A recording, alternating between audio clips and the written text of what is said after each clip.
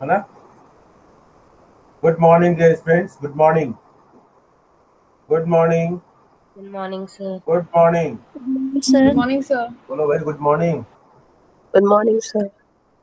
हाँ, good morning बोलो, थोड़ा सा अच्छा लगता है ना। गुड मॉर्निंग बोलने से लगता है कि हाँ, हमारी अपनी कुछ पहचान है। हाँ, और आपकी बातों में कुछ जान है, आपके सपने बड़े हैं। चलिए, तो एक बार मैं अपने मोबाइल के लिए गुड मॉर्निंग बोल दूँ। Good morning India.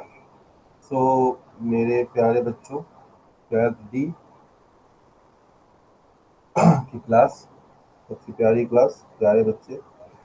चलिए, तो ये हमने बेटा, कल हमने बात किया था गवर्नमेंट बजट के बारे में, और हमने देखा था कुछ चीज़ें, हमने देखी थी, बात किया था कि गवर्नमेंट बजट में इनकम और एक्सपेंडिचर का हिसाब किताब होता है। It is annual statement which talks about estimated income and expenditure of government in a financial year. This financial year starts from 1st April to 31st March. It is presented on February last 28th, means last working day of February earlier. अब इसको 1 फरवरी को present किया जाने लगा है। तो बहुत सारे ट्रेडिशंस में बदलाव आए। रेल बजट पहले अलग प्रेजेंट किया जाता था। Now it is merge with the central government का जो बजट है। हम इस बजट की जब बात कर रहे हैं तो हम यूनियन बजट की बात कर रहे हैं, सेंट्रल गवर्नमेंट के बजट की बात कर रहे हैं। क्योंकि बजट 3 लेवल पर प्रेजेंट किया जाता है, यूनियन, स्टेट और लोकल लेवल पर। वैसे बजट तो हर लेवल पर बनाया जाता है, चाहे इंडिविजुअल लेवल पर हो। आयुषी का बर्थडे, हैप्पी बर्थडे। आरुषि का हैप्पी बर्थडे, रजत का हैप्पी बर्थडे, तृप्ति का हैप्पी बर्थडे, रिया का हैप्पी बर्थडे, अर्जुन का हैप्पी बर्थडे, अंकित का हैप्पी बर्थडे। सभी लोग बजट बनाते हैं। दोस्तों के साथ गए पार्टी में, और पता चला कि 2,000 रुपये लेकर गए कि पार्टी मनाएंगे, और बजट क्या हो गया, कुछ और दोस्त आ गए तो इनका बजट क्या हो गया, गड़बड़ हो गया। आमदनी, अब मतलब इनकम, इनको जो मिला पॉकेट खर्च 2,000, और एस्टिमेट हो गया 2,500 का। तो ये क्या हो गया, एक्सपेंडिचर ज़्यादा, इनकम कम। तो बजट हर लेवल पर बनाया था। मेरे कहने का बस इतना मतलब है, इसे सारे एग्जाम्पल देने का मतलब कि ये टॉपिक आप इससे अनभिज्ञ नहीं हैं। You are well aware of this topic, this इतना ही मैं कहना चाहता हूँ। इसके बाद मीनिंग ऑफ गवर्नमेंट बजट, ये हमने देखा था। चलो, ये हो गया था इम्पोर्टेंस ऑफ गवर्नमेंट बजट, ये सारी बातें, ऑब्जेक्टिव ऑफ गवर्नमेंट बजट। ये यहाँ से क्वेश्चन इंपॉर्टेंट आ जाता है। ठीक है, बस हम आज केवल इतना ही बात करेंगे, इम्पोर्टेंस ऑफ गवर्नमेंट बजट। ठीक है, तो रीएलोकेशन ऑफ रिसोर्सेज मैं एक्सप्लेन नहीं करूंगा, already we have discussed it in detail. So मैं केवल हेडिंग पढ़ रहा हूँ। दूसरा point, reducing inequalities of income and wealth. अलग अलग बुक्स में अलग अलग टॉपिक्स हैं। इकोनॉमिक स्टेबिलिटी, ठीक है। नेक्स्ट है management of public enterprises. Next है इकोनॉमिक ग्रोथ, ठीक है। इसके बाद रिड्यूसिंग रीजनल डिस्पैरिटीज। ये तो हमने कल बहुत डिटेल में डिस्कस किया था। आज मैंने फिर उसको रीइटरेट कर दिया, बता दिया। अब components of budget, revenue budget और कैपिटल बजट। रिवेन्यू बजट में रिवेन्यू रिसिप्ट और रिवेन्यू एक्सपेंडिचर की बात कल हमने डिस्कस किया था। कैपिटल बजट में कैपिटल रिसिप्ट और कैपिटल एक्सपेंडिचर की बात, ठीक है। और इनके बीच का जो डिफरेंसेस होगा, हम यहाँ से हम देखते हैं। ठीक है, यहाँ से हम देखते हैं। ठीक है, ओके बेटा। Budget receipts refer to estimated money receipts of the government from all sources during a given fiscal year. Budget receipt क्या है? जितने भी सोर्सेज हैं, जहां से भी पैसा आ रहा है, केवल देखो यहाँ पर ध्यान क्या देना है, थोड़ी सर्दी हो रही है, जितने भी जहां से भी पैसा आ रहा है, देखो रिसिप्ट की हम बात कर रहे हैं, ध्यान देना कीवर्ड क्या है। गुड मॉर्निंग बेटा। कीवर्ड क्या है? रिसिप्ट। बजट तो पहली बार दिमाग में बैठा लो कि बजट क्या है। Budget is a record of income and expenditure. Okay, लेकिन यहां पर हम क्या बात कर रहे हैं? केवल और केवल रिसिप्ट की बात कर रहे हैं, ध्यान देना आप लोग, ठीक है। बहुत सारे बच्चे पढ़ लिए होंगे, लेकिन ये बच्चों ने बिल्कुल, मैं एक एक वर्ड पर स्ट्रेस देना चाहता हूँ। Budget receipt, budget is a record of estimated income and expenditure financial year, ये तो सब दिमाग में सबके बैठ गया। तो बजट पहले क्या है? इनकम और एक्सपेंडिचर का रिकॉर्ड है, लेकिन यहाँ पर हम क्या कर रहे हैं? रिसिप्ट की केवल बात कर रहे हैं। तो उसमें बजट में इनकम भी होता है, एक्सपेंडिचर भी होता है। तो बजट के एक्सपेंडिचर पार्ट को हम हटा दें जब रिसिप्ट की बात कर रहे हैं। अब बजट में रिसिप्ट कहाँ कहाँ से आता है, इस पर विचार करें। बजट में रिसिप्ट कहाँ कहाँ से आता है, इस पर हम विचार कर रहे हैं। We are just focusing on the receipt part. अब आपके देखिए जो फ्लो चार्ट है ना, flow chart picture speaks louder than words, है ना। एक्शन होता है, लेकिन एक्शन की जगह में पिक्चर लिख दिया, तो पिक्चर जो है वर्ड से ज्यादा कुछ कहने में सक्षम होता है। देखो एक पिक्चर आपके सामने है, budget receipt flow chart, budget receipt. अब बजट रिसिप्ट में देखो, रेवेन्यू रिसिप्ट, कैपिटल रिसिप्ट। अगर हमको बजट केवल लिखना होता, इस पे तो लिख नहीं पाऊंगा, तो बजट लिखना होता जहां पर, तो बजट क्या होता? Revenue plus expenditure. अब रेवेन्यू कहाँ कहाँ से आता है? रेवेन्यू रिसिप्ट और कैपिटल रिसिप्ट, ठीक है। एक्सपेंडिचर कहाँ होता है? Revenue expenditure, capital expenditure. लेकिन यहाँ हम क्या बात कर रहे हैं? बजट रिसिप्ट की बात कर रहे हैं। समझ में आ रही मेरी बात? समझ में आ रही बेटा, बेटा मेरी बात? सर ठीक है, ठीक है। तो बजट रिसिप्ट देखो आपकी स्क्रीन पर दिखाई दे रहा है, रेवेन्यू रिसिप्ट और कैपिटल रिसिप्ट, ठीक है। रेवेन्यू रिसिप्ट और capital receipt. And then revenue receipt के पार्ट क्या है? Tax revenue and non tax revenue, tax revenue and non tax revenue. मतलब एक टैक्स, गवर्नमेंट टैक्स लगाती है, आपके पापा देते हैं टैक्स, इनकम टैक्स, आजकल जीएसटी भी आ गया, ठीक है। नॉन टैक्स रेवेन्यू, ठीक है। टैक्स जो रेगुलर टैक्स होता है, उसके अलावा भी रेवेन्यू कुछ स्रोत होते हैं, जैसे फाइन्स है, पेनाल्टीज वगैरह वगैरह। दूसरा क्या है? Capital receipt. कैपिटल रिसिप्ट में क्या है? Borrowing, recovery of loans and other receipt, ये कैपिटल रिसिप्ट की एग्जांपल है। अब हम इसके बारे में हम अलग से बात करेंगे, ये बोरोइंग कैसे है, capital receipt, recovery of loans कैसे है, या अदर रिसिप्ट, ठीक है। इतनी मेरी बात समझ में आई आपको? बोलो भाई। सर ये फाइन वगैरह जो है ये नॉन टैक्स रेवेन्यू में आता हाँ, अभी हम उसकी चर्चा भी नहीं की था, अभी बताया नहीं, अभी हम आगे आएगा तो हम लाइन बाय लाइन भी पढ़ रहे हैं ना, इसलिए कोई टेंशन नहीं, कोई चीज छूटेगी नहीं। अब आते हैं रेवेन्यू रिसिप्ट के बारे में, ठीक है। रेवेन्यू रिसिप्ट, रेवेन्यू रिसिप्ट क्या है? Revenue receipt refer to the those receipts which neither create any liability, जो liabilities create नहीं कर रहा है, neither create any liabilities nor cause any reduction in the assets of the government, government के assets में कोई कमी भी नहीं कर रहा है, ऐसे रिसिप्ट्स को हम रेवेन्यू रिसिप्ट्स के अंदर डालेंगे। देखो, टैक्स रेवेन्यू और नॉन टैक्स रेवेन्यू इसके एग्जांपल है।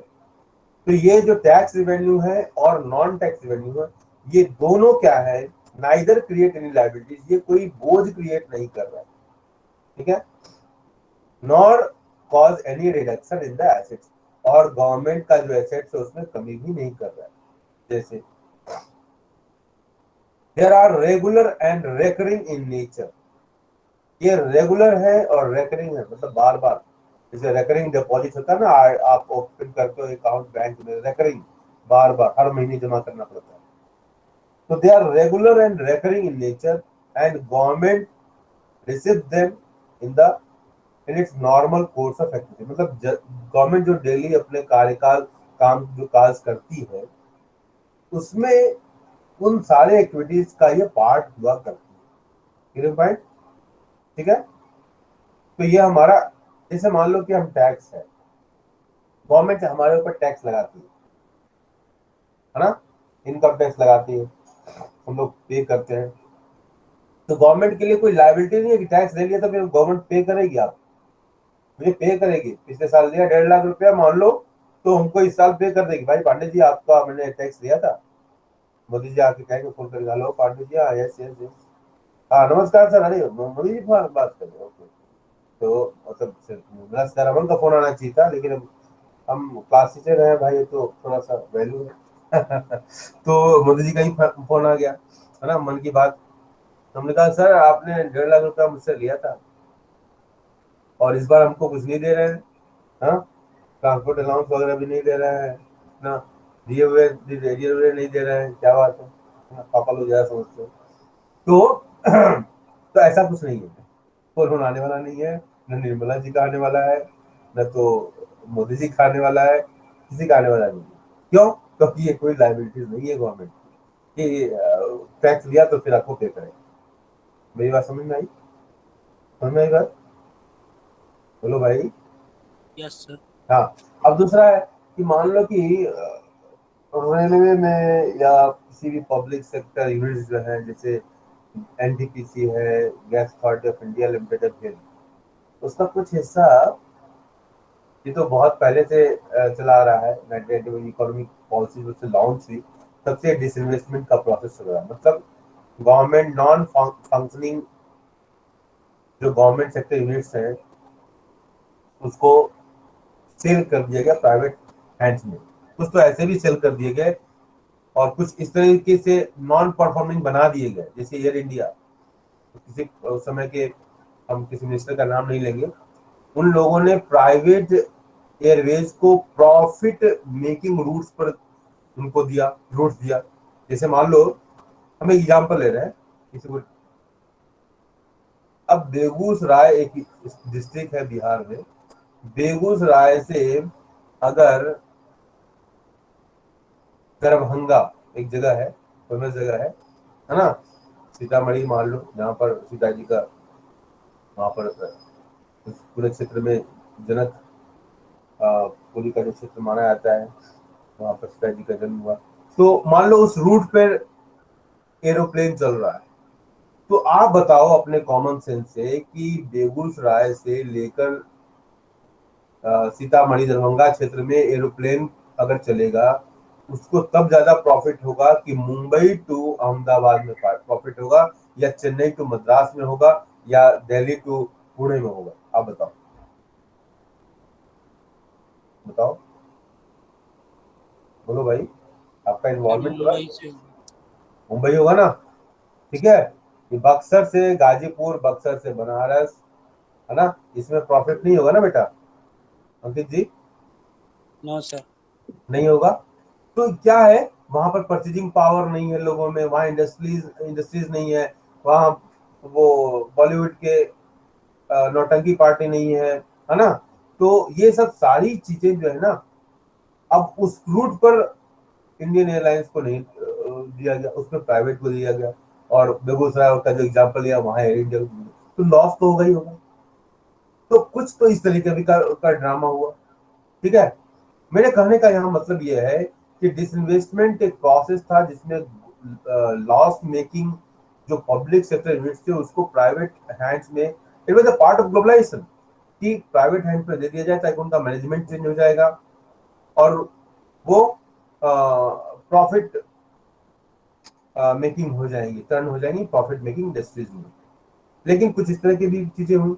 तो डिसइन्वेस्टमेंट इज ऑलवेज गुड, ये नहीं कर सकते, डिबेट का क्वेश्चन बन सकता है अगर केस स्टडी के रूप में देखा जाए, या आपका एसेशन और रीजनिंग में क्वेश्चन में आना हो, तो इस तरह के क्वेश्चन बनाए जा सकते हैं। मैं इसलिए मैं यहाँ इतना डिस्कशन कर रहा हूँ।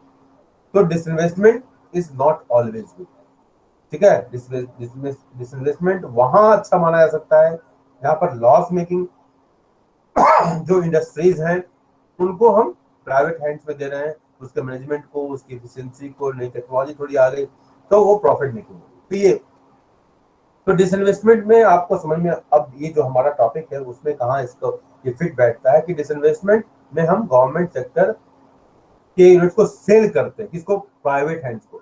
अब मान लो कि हमारे पास एक प्लॉट था 1800 स्क्वायर फीट का, तो उसमें से 800 स्क्वायर फीट हमने बेच दिया, दे दिया आयुषी को। हाँ, स्टूडेंट है इसलिए सस्ते में दे दिया, ठीक है, दूसरा होता तो महंगे में देते, तो स्टूडेंट ने सस्ते में दे दिया, तो हमारा एसेट्स कम हुआ कि बढ़ा, कम हुआ। नेचुरली हमारा एसेट्स क्या हुआ, कम होगा। Thank you Tania. तो हमारा एसेट्स कम होगा ना। उसी तरह गवर्नमेंट की जो कंपनी थी उसका एक हिस्सा प्राइवेट हैंड में दे दिया, तो गवर्नमेंट को तो इनकम हुई, पैसा आया, लेकिन गवर्नमेंट का एसेट्स कम हुआ। इसी प्रोसेस को हम डिसइन्वेस्टमेंट करते हैं। तो अब एसेट्स डिसइन्वेस्टमेंट, ठीक है, डिसइन्वेस्टमेंट में पैसा कम हुआ, लेकिन हमारा एसेट्स क्या हुआ, कम हुआ ना। तो ये जो रेवेन्यू रिसिप्ट है इसमें इस तरह की कोई बात नहीं है। मेरी बात समझ में आ रही है? रेवेन्यू रिसिप्ट में एसेट्स कम नहीं होता, it is neither affects our liabilities nor reduction in the assets of the government. जबकि अगर जो मैंने एग्जांपल है वो कैपिटल रिसिप्ट का हिस्सा है, उसमें ये हमारा एसेट्स कम होता है।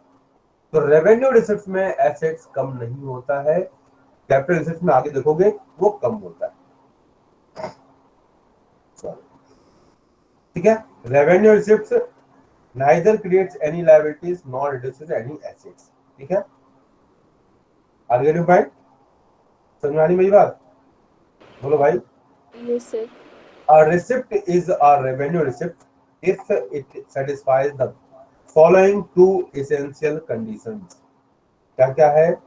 The receipts must not create a liability for the government. For example, taxes levied by the government, जो कि मैंने अपना एग्जांपल दिया, मोदी जी का जो फोन वाला एग्जांपल दिया, taxes levied by the government are revenue receipts as they don't create any liabilities.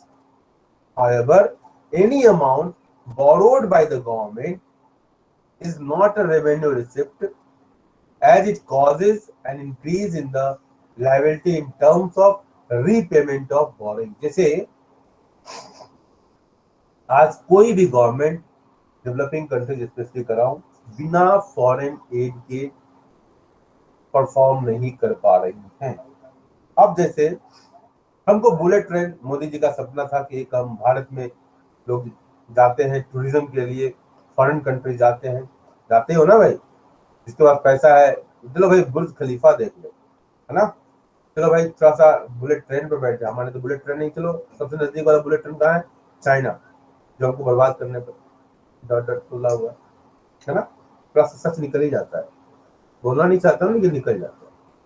ठीक है, तो बुलेट ट्रेन, अब मान लो कि बहुत सारे लोग बहुत वजहों से टूरिज्म के कारण से जाते हैं बाहर, अब हमने बना दिया स्टैच्यू ऑफ लिबर्टी से बड़ा बना दिया, यूनिटी बना दिया, तो हमारे अंदर एक चाहत होगी ना कि हम भी सबसे दुनिया की सबसे ऊंचा स्टैच्यू कहाँ है, अरे ये तो भारत में है ना, चलो भाई चलते हैं, एक मूड बन जाता है ना, दुनिया लग गया है ना सबसे बड़ा, तो एक आकर्षण क्रिएट हुआ, तो वहां चले गए, टूरिज्म बढ़ा कि नहीं बढ़ा, है ना वहां का। ठीक है, इसके बाद बुलेट ट्रेन, बुलेट ट्रेन तो वही फिर बेगूसराय दरभंगा के बीच में चलेगा नहीं, वो कहाँ चलेगा, चेन्नई, बैंगलोर, पुणे, तो बुलेट ट्रेन लॉन्च हुआ गुजरात और मुंबई के क्षेत्र में, क्योंकि ये प्रॉफिट मेकिंग जोन्स हैं, है ना, लोगों के पास पैसा है, बिजनेस क्लास लोग ज्यादा है, तो अब बुलेट ट्रेन लाएंगे। अब बुलेट ट्रेन को लाने के लिए अब हमारे पास तो बुलेट ट्रेन की टेक्नोलॉजी नहीं है, ठीक है, एक्सपर्टीज वो नहीं है, तो हम क्या किए, जापान से हमने सब, चाइना से तो लेते नहीं भैया, है ना, चाइना से तो लेते नहीं, तो हमने क्या लिया, जापान से लिया, जापान अपना फ्रेंड है, ठीक है, तो जापान से जापान ने बहुत ही लोएस्ट टर्म पर रेट ऑफ इंटरेस्ट पर गवर्नमेंट को लोन दिया, ठीक है, ह्यूज अमाउंट ऑफ इन्वेस्टमेंट है इसमें, तो 1000 करोड़ का है, तो गवर्नमेंट लोन लेगी, लेकिन अगर मान लो गवर्नमेंट दूसरे कंट्री से लेती तो इतना सस्ता नहीं मिलता, लेकिन चूंकि जापान के रिलेशन चाइना से अच्छे नहीं है और इंडिया के रिलेशन चाइना से अच्छे नहीं है, तो दुश्मन का दुश्मन दोस्त को फिट बैठता है। तो जापान ने बहुत ही लोएस्ट टर्म पर रेट दिया, लेकिन गवर्नमेंट को लौटाना तो है ही ना। जब लौटाने का जो कॉन्सेप्ट आ गया, पैसा जाने वाला है फ्यूचर में ही भले ही, तो लायबिलिटीज बन गया। उसी बात को यहाँ रखना है। However, any amount borrowed by the government is not a revenue receipt as it causes an increase in the liabilities in terms of repayment of borrowings. Example के साथ अगर आप पढ़ोगे तो आपके दिमाग में बैठेगा। जैसे बचपन की बहुत सारी कहानियां, बहुत सारी स्टोरीज आपके मदर ने, ग्रैंड मदर ने आपको शेयर किया होगा, वो अभी तक याद होगी, राइट? ठीक है, तो स्टोरीज जरूर बनना चाहिए। Next, the receipt must not cause decrease in the assets. For example, receipts from sale of shares of public enterprise, जिसकी भी चर्चा भी मैं कर रहा था, is not a revenue receipt as it leads to reduction in the assets of the government.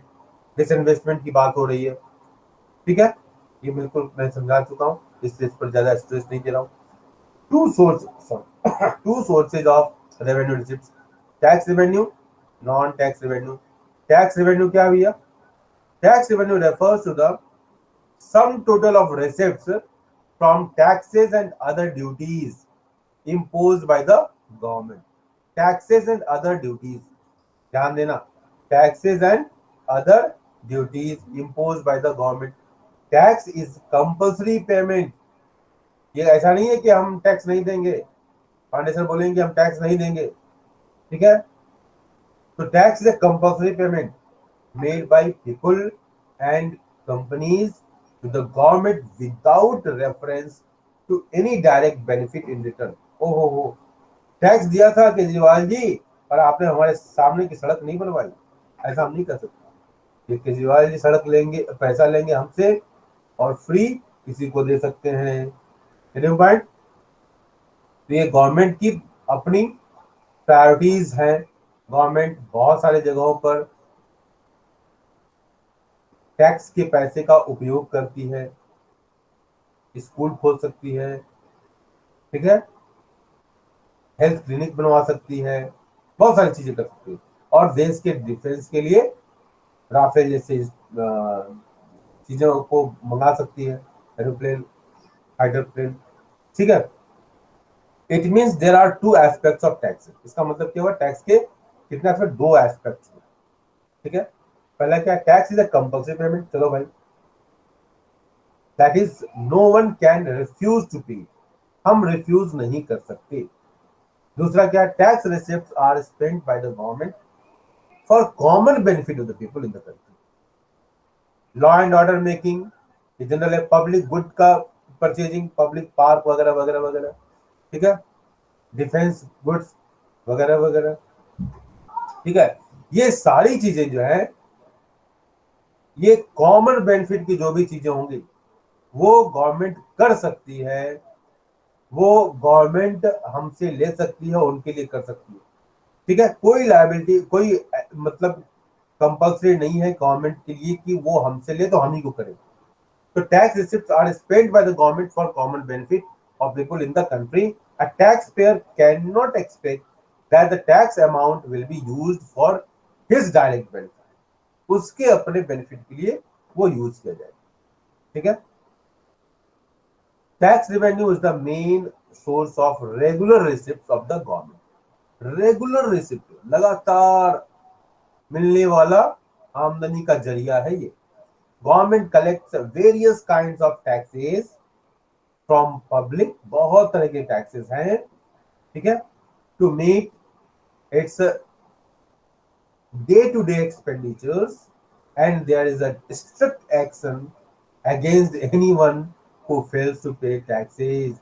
ITR, income tax return देखना, पापा लोगों ने भरा होगा, ठीक है। तो इनकम टैक्स अगर नहीं भरेंगे पांडे सर तो क्या होगा, फाइन, ठीक है। एक्सट्रीम की सिचुएशन की बात नहीं करूंगा मैं। Tax revenue can be further classified as direct taxes and indirect taxes. Direct taxes, oh हो, इसके लिए मैंने फॉर्मूला बनाया, सॉरी बेटा, रात में बहुत देर तक जग गया क्वेश्चन पेपर वगैरह बनाने के चक्कर में।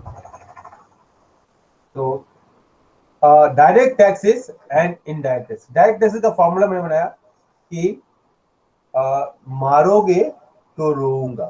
क्या है? मारोगे, जिसको झापड़ लगेगा ना, ठीक है, तो रोऊंगा। मारोगे तो रोऊंगा। और इनडायरेक्ट टैक्स क्या है? मारा किसी को, रोया कोई और, दैट इज इनडायरेक्ट टैक्स। ठीक है, याद रहेगा बेटा? आयुषी, संदेश, रिया, आरुषि, अंकित, प्रीति, जो स्क्रीन पर दिखाई दे रही है 7 नाम, सप्तऋषि। अच्छा, शुभम ने दिखा दिया ऐसे वाला। Yes sir. हाँ, ऐसे वाला दिखा दिया शुभम ने। Very good Shubham. अब बस, हाँ, हम लोग के जमाने में ऐसे दिखाने पे कहते थे, ऐसे मार पड़ती थी। आजकल हम लोग एडजस्ट कर लिए, ठेंगा दिखाता है। हाँ, लेकिन आजकल तो स्टाइल है, एंड आवर स्टूडेंट्स आर एकदम स्टाइल के साथ चलते हैं। अच्छा है ना? तो थैंक यू शुभम। तो मैं कह रहा था कि डायरेक्ट टैक्स क्या है? अगर मारोगे तो रोऊंगा। और इनडायरेक्ट टैक्स क्या है? मारा किसी को, रोया कोई और। जैसे इनकम टैक्स मेरे ऊपर लगा, 1000 रुपए मैं कमाता हूँ और गवर्नमेंट ने 200 रुपया ले लिया। ओहो हो, 200 रुपया मेरा गया। डिस्पोजेबल इनकम घट गया मेरा, 800 बचे। तो किसको कष्ट हो रहा है? पांडे सर को। ठीक है। सेल्स, जो शॉपकीपर है, वो गुड्स बेचता है, उसके ऊपर टैक्स लगा दिया। क्या करता है? जब कभी आप बिल लेंगे तो इतना पेमेंट करना पड़ेगा, बिना बिल के लेंगे तो इतना रेट होगा, और बिल लेंगे तो इतना देना पड़ेगा। लोग कहते हैं कि अच्छा बिना बिल के ही दे दो भाई। ऐसा सुना है, देखा है? Yes sir. बोलो भाई, हुआ है आप लोगों के साथ? बोलो भाई, अरे बोलो, सोई आत्माएं सो गई। संदेश, रिया, प्रीति, मेरी बात समझ में आ रही है? Yes sir. हाँ, वेरी गुड। तो सेल्समैन क्या करता है? वो उसके ऊपर जो टैक्स लगाया जाता है, उस टैक्स को शिफ्ट कर देता है। रिया शर्मा ने चिप्स जो खरीदा, आरुषि ने जलेबी जो खाई, मतलब जो भी पसंद हो, ठीक है, तो उसके ऊपर शिफ्ट कर देता है। ठीक है, that is a indirect tax. इसलिए कहते हैं भारत में, जो कहते हैं ना, भगवान के नाम पर दे दो बाबा, अल्लाह के नाम पर दे दो बाबा, वो भी टैक्स पेयर है। अब देखो तो, वो कोई भी चीज खरीदेगा, मैच बॉक्स इनडायरेक्ट टैक्स। कोई भी चीज खरीदता है, मान लो, उसको इनडायरेक्ट टैक्स देना है। तो हर व्यक्ति टैक्स पेयर है भारत में। तो इनडायरेक्ट टैक्स जो है, वो सबको टैक्स पेयर बना देता है। और डायरेक्ट टैक्स जिसके ऊपर लगा, उसी को कष्ट हुआ। आर्गुमेंट, इसलिए मैंने बनाया कि मारोगे तो रोऊंगा, that is equal to direct tax.